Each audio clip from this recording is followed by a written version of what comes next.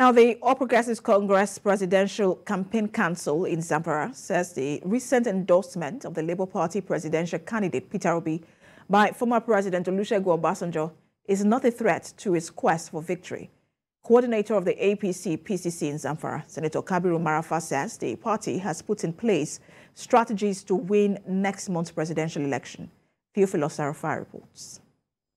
It is less than 2 months to the 2023 general election, which Nigerians will vote in the next president who will succeed President Muhammadu Buhari in office come May 2029. Former President Olusegun Obasanjo had a few days ago endorsed the Labour Party presidential candidate Peter Obi ahead of next month's presidential election. But the APC Presidential Campaign Council says the endorsement means nothing to its quest for victory, as it has put in place strategies to win the election. Speaking to TVC News in Gusau, coordinator of the Ashwaju Shatima Campaign Council in Zamfara and a two-term Senator Kabiru Marafa says the party is optimistic of a landslide victory. His endorsement doesn't mean anything to the APC as far as the North is concerned, or to limit it to my own zone. As far as the Northwest is concerned, it doesn't mean anything, nothing. It will not change anything. We have 7 states in the Northwest. As at today, 6 belongs to the APC. If I tell you that APC is going to take maybe more than 90% of the Northwest, I think I'm not exaggerating. So his endorsement might mean something to Peter Obi somewhere, but definitely not in the Northwest. Northwest is the home of APC.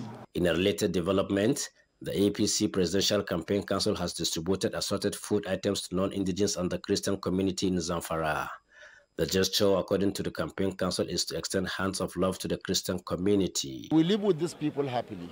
And the members of the coordinating committee said that, okay, let us contribute something and contribute our widow's mite to these people so that we can show others the best kind of relationship that is supposed to exist between one brother and another brother. So we expect other states to emulate us.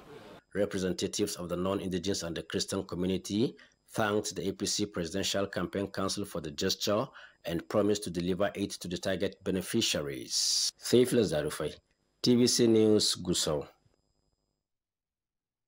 Now, for more on this development, public affairs analyst Banji Jowosimi joins me via Zoom to look at the intrigues of the endorsement ahead of the general election. Good to have you join us. Yeah, good afternoon. Thanks for having me. Good afternoon. Let me speak to you as a young person, because this particular letter was addressed to young people, unlike the other letters that the former president rather, has written.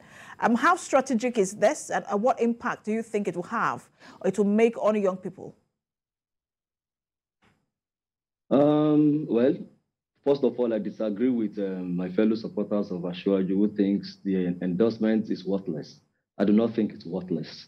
Only that the endorsements do not really carry as much value to Ashwaju's campaign, because the young now are more enlightened, and they have they have discovered that since 1979, the only head of state or president, General Obasanjo, has not criticized or has not penned a letter to castigate is Obasanjo himself.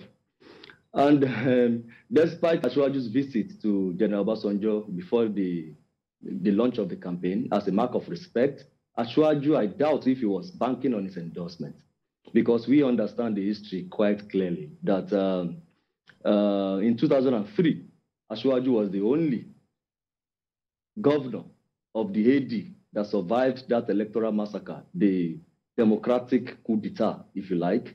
And the engagement between the governor, the former governor of Lagos State, Ashwaju, and General Obasanjo has not exactly been a rosy one. So Ashwaju, I doubt, was expecting to be endorsed by General Obasanjo. So the endorsement, for what it stands for, would be some gains to Peter Obi, but not a loss to Ashwaju. If anybody should be, if anybody's campaign should be damaged or threatened, it should be Atiku, not Ashwaju. But there are those who are now saying, look, before this endorsement, and just because, again, you're from the Southwest, people who were saying, look, before now, it did look like Ashwaju had the Southwest, and maybe perhaps because of this endorsement, it might sway some votes towards Peter Obi in the Southwest. Do you agree with that analysis? No, not at all, because even the content of General Obasanjo's letter, where he hindered on track record, he spoke on capacity, he spoke on health, and he spoke on a leader who is a needle with a thread, and a leader whose ears could be pulled.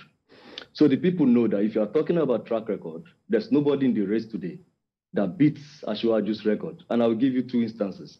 For example, when Asiwaju thought it wise that Lagos State has to be properly industrialized as a mega city it claims to be, and persuaded or suggested that the national grid, that Lagos should generate its own power away from the national grid by bringing Aaron and that the IPP project. The man who stood against it was General Obasanjo. Today, that power project should have generated as much as 2,000, 3,000 megawatts. When Asiwaju thought of restructuring, the restructuring we now cry over today and say, let's bring governance closer to the people by creating more local government. And Asiwaju created 37 local governments. The man who stood against it was General Obasanjo. The people know these things. And they also understand that, look, Asiwaju cannot be a leader. Few people will pull his ears. If anybody needs to pull Asiwaju's ears as president, it will be the good people of Nigeria. We don't need a puppet as president. The youth understand these things. That even Yaradua, whom General Obasanjo installed, Jonathan, whom he almost single-handedly installed, he also wrote these letters. When those ones appear, to have broken away from the hypnotic or hypnotism of General Obasanjo. So the Southwesterners, we are almost the most enlightened group of voters. We do not vote along tribal lines. We do not vote along ethnic or religious lines. We vote only by reason and convictions, based on capacity and competence. Let me ask you, because we're seeing these figures coming from INEC about uncollected voter cards, and sometimes, because we've seen again an increase in the number of young people who have gone to register for their voter cards. I do not have at hand the information from INEC as to the demographic of people who have not collected their voter cards, but one can only assume perhaps you might have a chunk of young people in there. Is it enough to say, oh, I have youth support? Do you think that we're going to have a large turnout of young persons in next month's election? I expect so, because I think, by my own judgment, more than before, the young people are now more interested in politics. More than before, because of maybe social media, because of political education and what have you. We are now more interested in politics. I think even now you have more people contesting for political offices, perhaps than ever before. And you have young people asking the relevant questions. At least on our part here in the Asiwaju camp, we have more people selling the right narrative. So based on that mood and the political climate, we are most likely going to come out to vote than ever before. The 35, 39, 40% turnout we've had in recent elections, I would expect that we would have much more than that this time around.